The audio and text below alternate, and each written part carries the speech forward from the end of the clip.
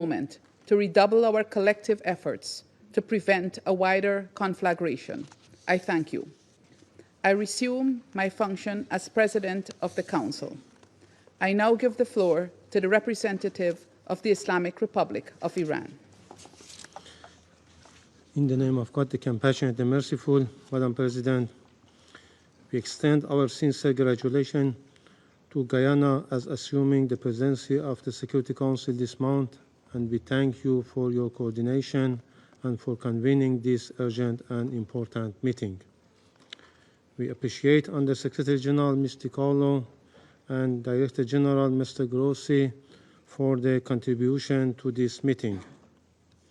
We also wish to express our appreciation to Algeria, Pakistan, China, and the Russian Federation for their support in convening this emergency session to address Israel's unlawful act of aggression against the Islamic Republic of Iran, a grave violation of international law and the Charter of the United Nations. I address the Council today on behalf of the people and government of Islamic Republic of Iran with the utmost urgency and grave alarm. Madam President, last night, the Israeli regime, the most dangerous and terrorist regime in the world, with full intelligence and political support from the United States regime, conducted a series of coordinated and premeditated military attacks across multiple cities in Iran. These acts of aggression and unlawful strikes target peaceful nuclear facilities, military sites, vital civilian infrastructure, and residential areas. Among the key targets was the Natanz nuclear facility, a safeguarded site under the full monitoring of the International Atomic Energy Agency. Madam President, we strongly and unequivocally condemn the barbaric and criminal attack. A series of targeted assassinations were against senior military officials, nuclear scientists, and innocent civilians. So far, 78 people, including senior military officials, have been martyred and over 320 others injured. The overwhelming majority of them civilians, including women and children. Earlier today, Israel continued its act of aggression against Iran, once again targeting multiple civilian and military sites across several Iranian cities. These deliberate and systematic killings were not only illegal but inhuman, a chilling display of calculated aggression. These atrocities constitute clear acts of state terrorism and flagrant violation of international law. Madam President, the inaction of the United Nations, the Security Council, and the IAEA, despite repeated and documented warning by Islamic Republic of Iran regarding Israeli threats against its nuclear sites, have seriously undermined the credibility and authority. Their silence in the face of repeated Israeli provocation has emboldened this rogue regime to escalate its violation and cross every red line. Let us be clear. This reckless attack on safeguarded nuclear facilities defied not only the fundamental principles of international law, but also basic common conscience. Any damage to these facilities risks catastrophic radiological consequences that would not be confined to Iran, but could spread across the region and beyond.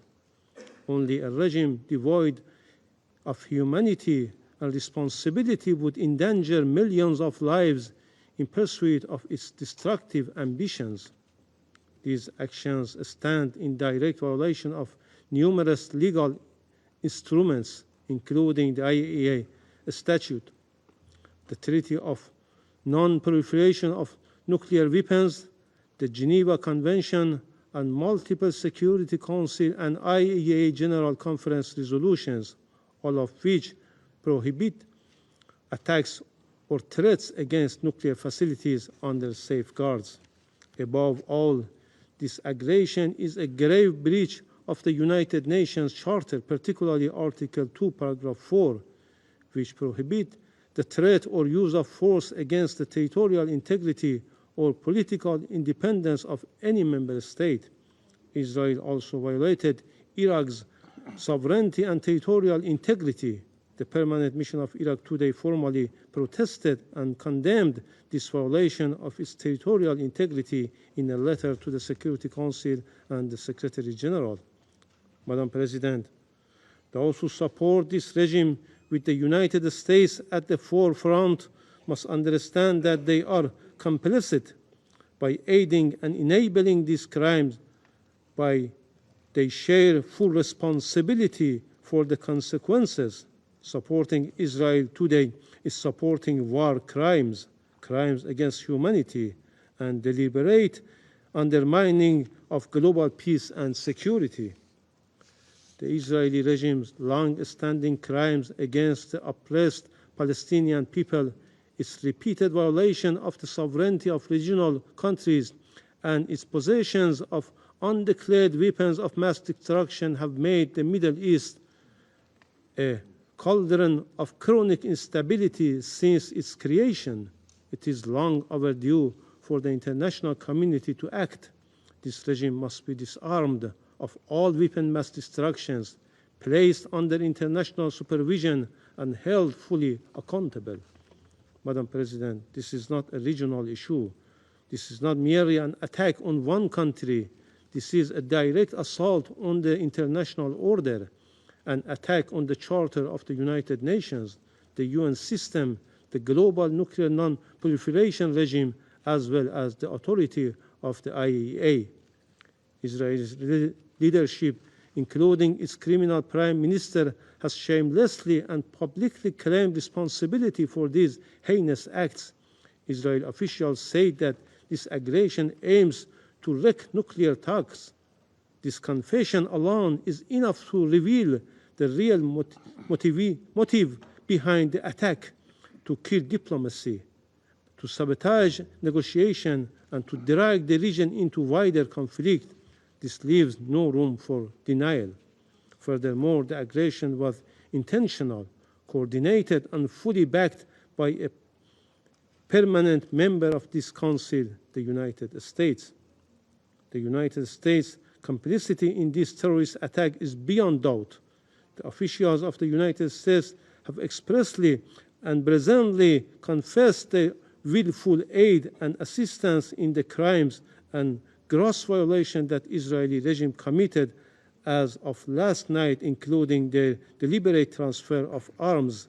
We will not forget that our people lost their lives as a result of the Israeli attacks with American weapons.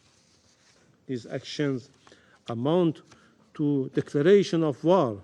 They are the latest in a long and well-documented pattern of lawless, destabilizing, and aggressive behavior by the Israeli regime, a regime that acts with impunity because it is shielded by powerful allies. This must end. Madam President, the Security Council must act now, firmly and decisively. In 1981, this very council responded unanimously to the Israeli military attack on Iraqi Osirak nuclear reactor by adopting Resolution 487, which unequivocally condemned the aggression as a flagrant violation of the Charter of the United Nations and international law. The Council also called on this criminal regime to refrain from any such acts or threats in the future. Had the Council enforced that resolution and held Israel accountable at that time, this regime would not have been emboldened to continue this unlawful behavior with impunity. The current aggression is a direct consequence of decades of inaction and double standards. Madam President, the Islamic Republic of Iran reaffirms its inherent right to self-defense as enshrined in Article 51 of the UN Charter. Iran will respond decisively and proportionately to these acts of aggression at a time, in a place, and by means of its choosing. This is not a threat. This is the natural legal and necessary consequence of an unprovoked military attack. Iran's response will be firm, lawful, and essential to restore deterrence, defend our sovereignty, and uphold the principles of international law. No aggressor can be allowed to act with impunity. Madam President, we have requested this emergency meeting because we expect this Council to fulfill its charter mandate. The Security Council must condemn in the strongest possible term Israeli unlawful aggression. It must take immediate, concrete measures to hold the Israeli regime accountable and to prevent the further corrosion of international peace and security.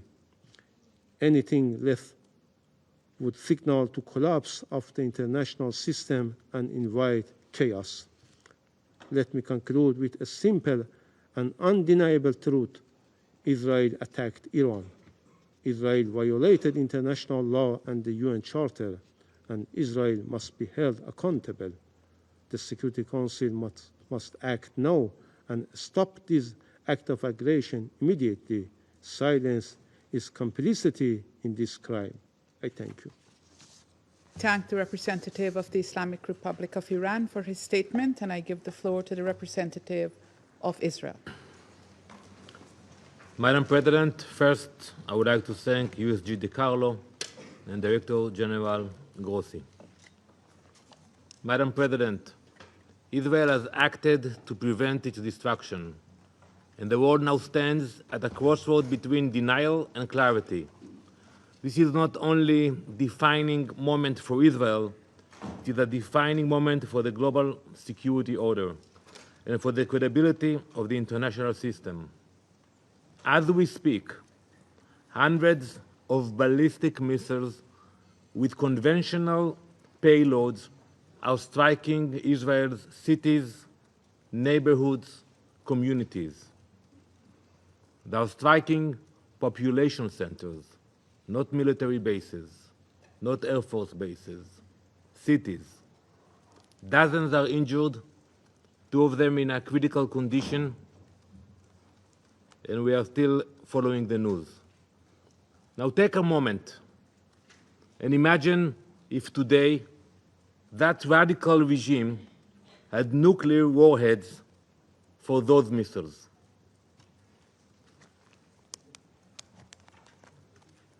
Last night, the State of Israel launched Operation Rising Lion, a preemptive military operation carried out with precision, purpose, and the most advanced intelligence at our disposal.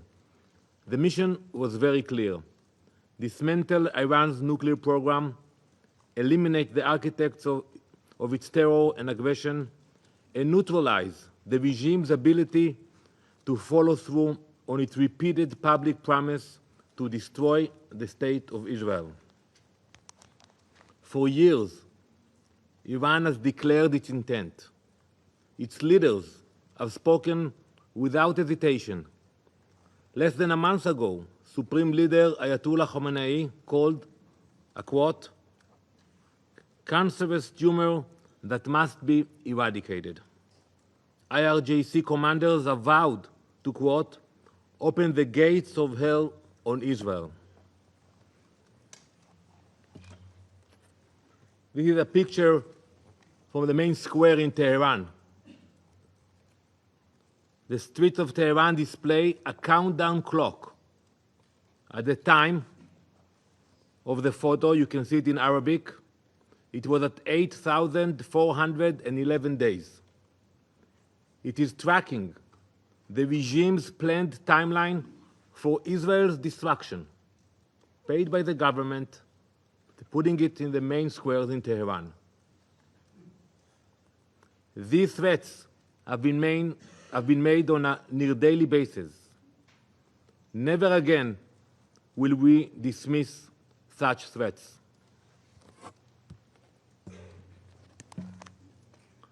For too long, the world convinced itself that these were just words, that genocidal slogans and threats to erase us could be ignored or rationalized.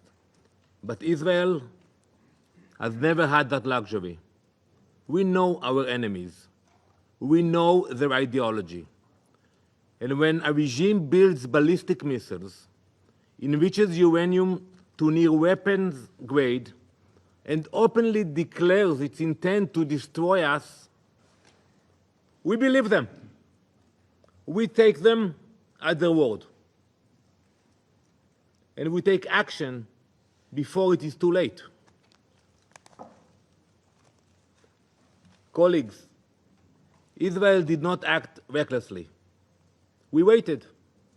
We waited while Iran enriched uranium to 60%, a level with no civilian justification, and a level that brings the regime within days of a nuclear breakout.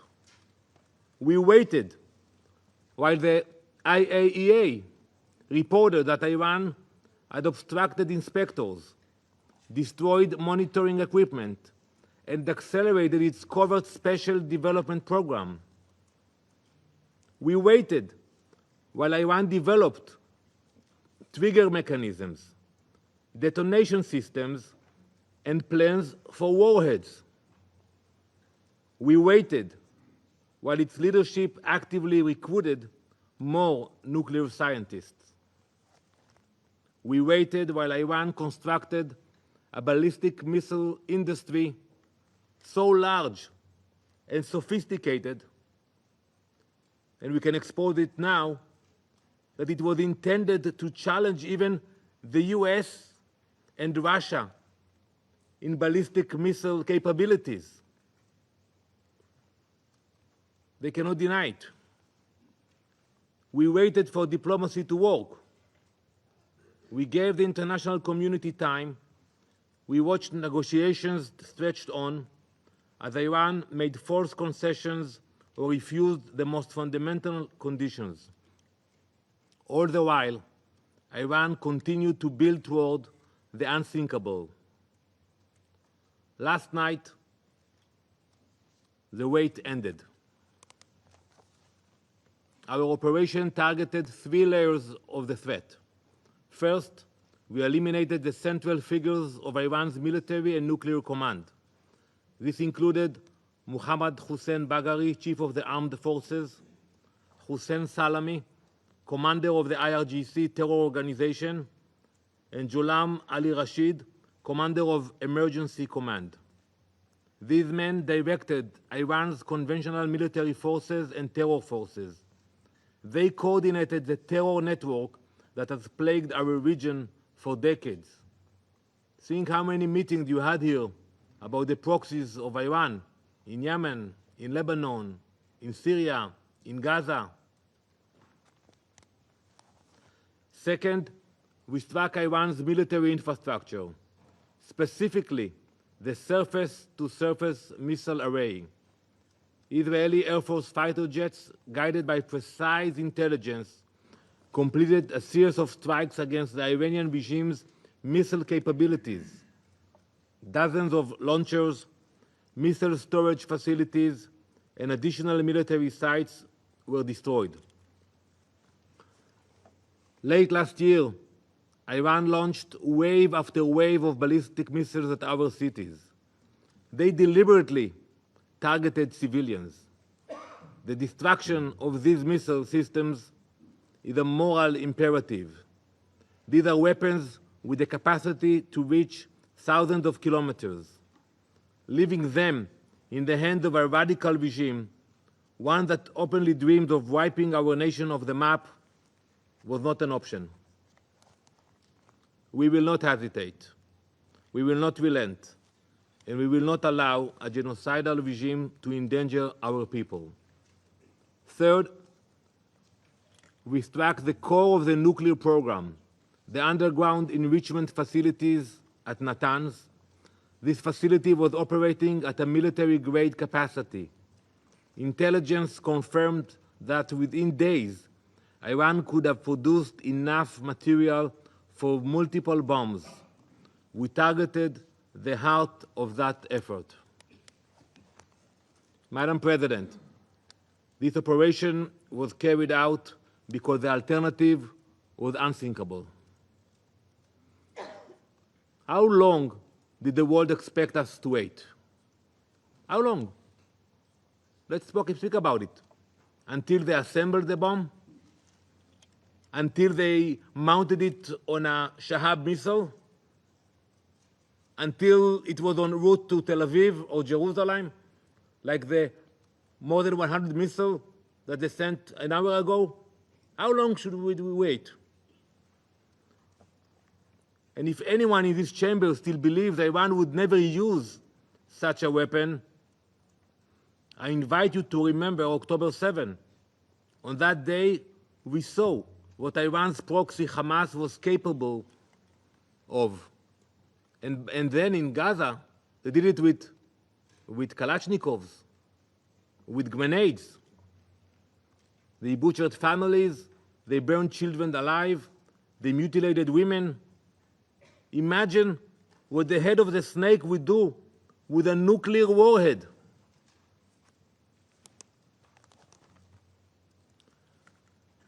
To that end, we uncovered intelligence revealing a multi-front plan directed by Iran, Hezbollah, and Hamas for a future assault on Israel.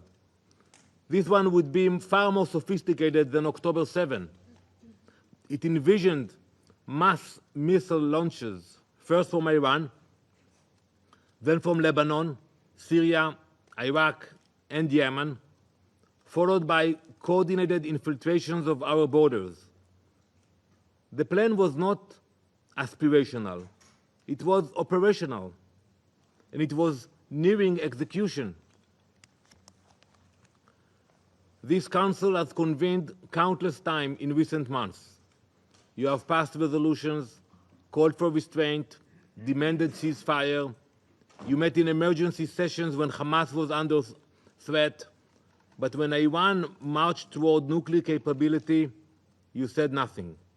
When they crossed line after line, you drew none of your own. So we acted. We acted to ensure our people alive. We acted so that Jewish children in Jerusalem will not wake up to the sound of air raid sirens triggered by a nuclear launch. We acted so that Iranian missiles will not carry radioactive payloads into civilian neighborhoods. We acted because history has taught us that silence is complicity and hesitation is fatal. We acted because 80 years ago, the Jewish people made a promise to ourselves: never again. That promise applies to a nuclear holocaust as well. This was an act of national preservation. It was one we undertook alone, not because we wanted to, but because we were left no other option. We now turn to this council, not for permission, but for recognition. Recognition that Israel did what the world should have done. Recognition that the Iranian regime violated every obligation they ever undertook. Recognition that Israel had the undeniable right and duty to defend its people from extermination. We urge the Council to condemn Iran's nuclear violations.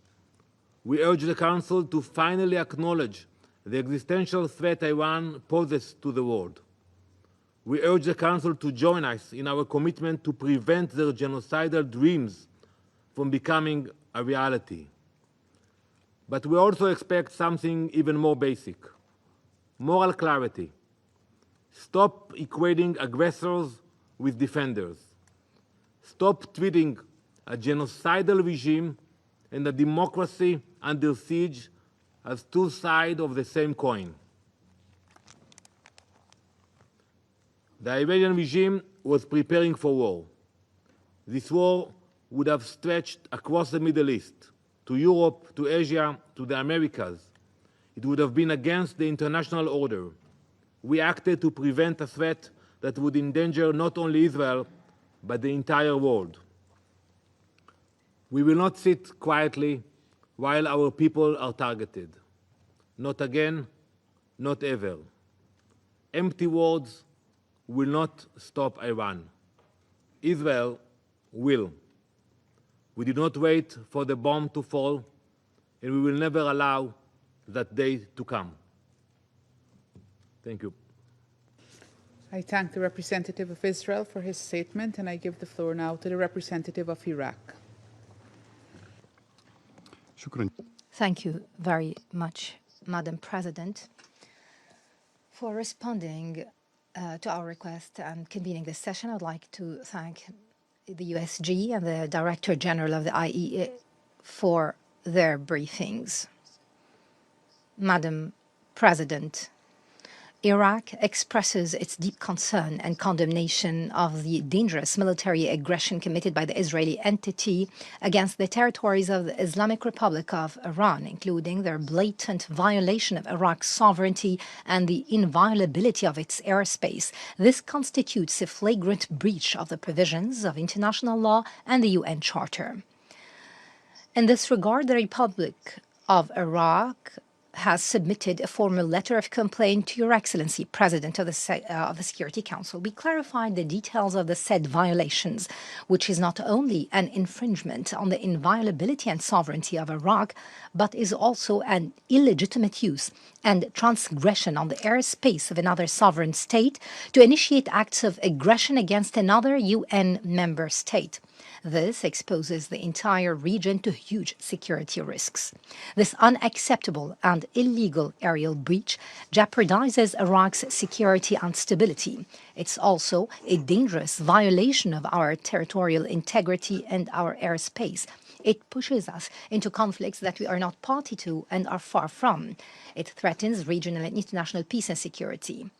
Iraq categorically rejects any attempt at turning our territories or airspace into a theater to settle regional or international accounts. We stress that we will not permit our national security or sovereignty to be at risk. We will not allow such violations to be repeated under any pretexts.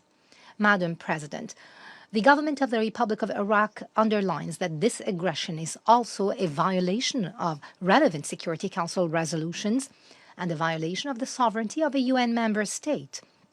This necessitates a clear position from the international community to ensure serious accountability. The Israeli entity is fully responsible for this escalation and for the repercussions of this violation on the security of Iraq and that of the entire region. Accordingly, the government of Iraq calls on the Council to, first, condemn this flagrant violation of Iraqi sovereignty and considering it a clear breach of the principles of the UN Charter and the rules of international law. Second, hold the Israeli entity fully responsible legally and politically for these acts of aggression. Third, take the necessary measures to stop these violations and prevent their repetition as they put Iraq's security and stability at risk. Madam President, this aggression highlights once again the need for the Security Council to shoulder its responsibility and maintain international peace and security. It must take a clear position vis-à-vis such repeated violations by the Israeli entity, whether against the Palestinian people or against a neighboring country in the region, all with impunity in a way that threatens the credibility of the international law at large. It will only exacerbate tension and instability in the region, which might lead to grave consequences. In conclusion, Madam President, the Republic of Iraq reiterates that it is fully committed to the principles of good neighborliness, non-interference in the internal affairs of other countries, and respect of international law.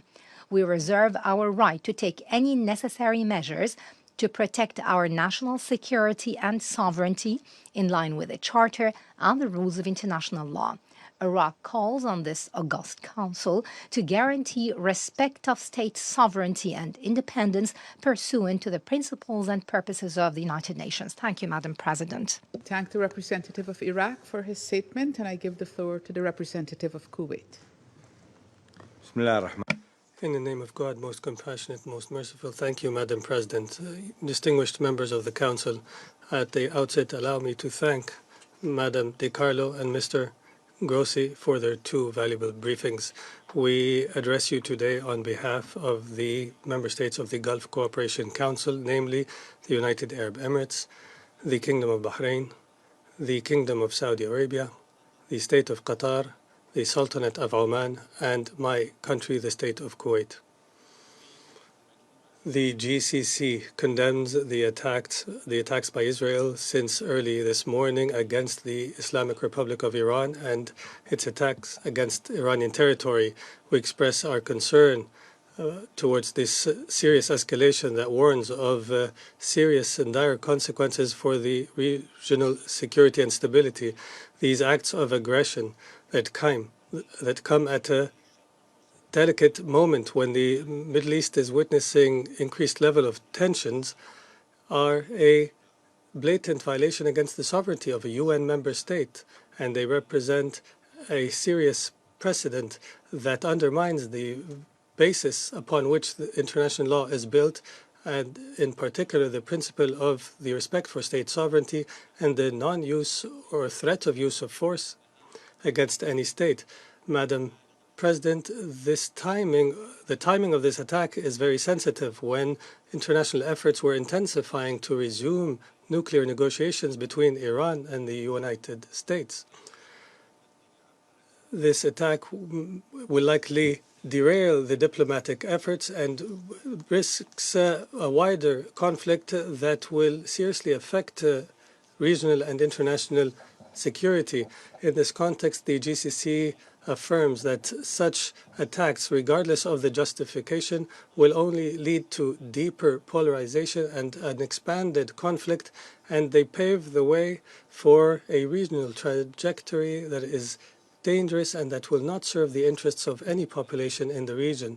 We also emphasize that security in the region cannot be achieved through escalation and bombardment, but through dialogue and political and diplomatic means, and through promotion of good neighborliness and mutual respect. The GCC group will continue the efforts aimed at de-escalation and to advance dialogue and diplomacy. We reiterate our commitment to working with the concerned parties for the sake of peaceful and lasting resolutions that guarantee peace and security in the region.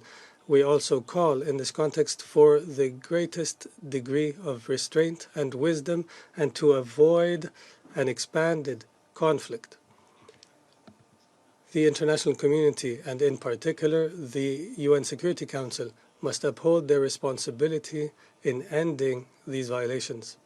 In conclusion, the GCC reiterates its firm commitment to support peace and security and stability in the region, and we categorically reject the violation of any state sovereignty under any pretext, and we warn against an expanded conflict that will only serve the forces of chaos and extremism. Thank you, Madam President. Thank the representative of Kuwait for his statement. There are no more names inscribed on the list of speakers. I now invite council members to informal consultations to continue our discussion on the subject.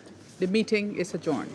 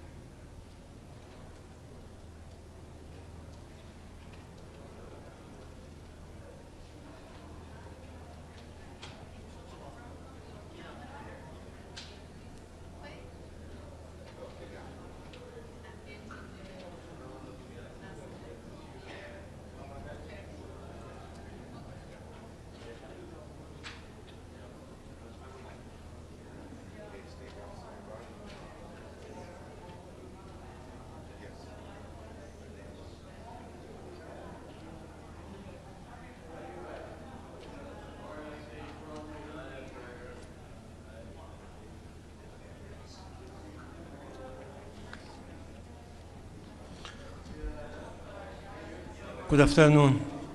In the name of God, the Compassionate and Merciful, I wish to make a short statement. We have just concluded an emergency meeting of the Security Council convened under the agenda item Threats to International Peace and Security. The Council addressed Israeli barbaric and criminal attacks against the sovereignty and territorial integrity of the Islamic Republic of Iran. During the meeting, I made the following key points clear. We unequivocally and forcefully condemn Israeli unlawful and terrorist military aggression against Iran. Israel, the most lawless and violent regime in the world, committed these barbaric attacks with a full intelligence, operational, and political backing of the United States government. This was not self-defense. It was a premeditated, unjustifiable act of aggression. The targets include peaceful nuclear facilities under the IAEA safeguards, military installations, civilian infrastructure, and residential areas. Iran has also been the victim of systematic assassination of senior officials, scientists, and civilians. A campaign of targeted murder that violates the most basic principles of humanity. So far, 78 Iranians have been killed and more than 320 injured, the vast majority of them civilians, including women and children. Let me be clear, Israel attacked safeguarded nuclear sites. This was a reckless criminal act that could have triggered a radiological catastrophe beyond Iran's border. Such an attack is not only a violation of the UN Charter, the statutes of the IAEA and Non-Proliferation Treaty, but it is a direct threat to regional and global peace. This was not simply an attack on Iran. It was an attack on the international legal order, an attack on the United Nations, an attack on every nation that believes in the rule of law over the rule of force.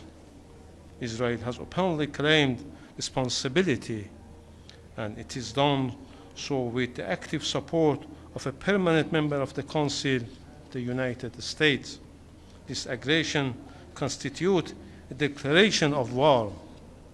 Let me be clear, Iran will exercise its inherent right to self-defense under Article 51 of the Charter. Our response will be lawful, proportionate, and determined, and it will come at a time of our choosing. The Security Council must act now and stop the aggressor from the further aggression. It must condemn this act of aggression. It must uphold this charter obligation. It must defend the rule of law. Let me conclude with this. Israel attacked Iran. Israel violated international law. Israel must be held accountable. Silence is not impartiality. Silence is complicity. I thank you. Thank you. Are you going to continue negotiations with the United States? Are you going to continue nuclear negotiations?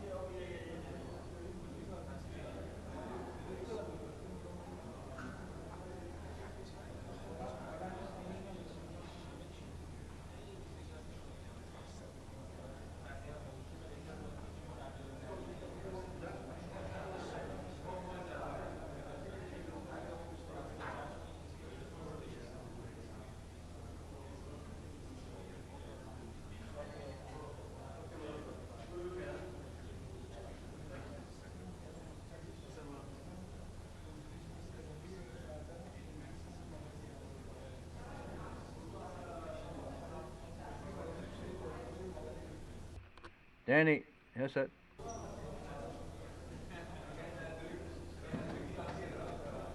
Danny.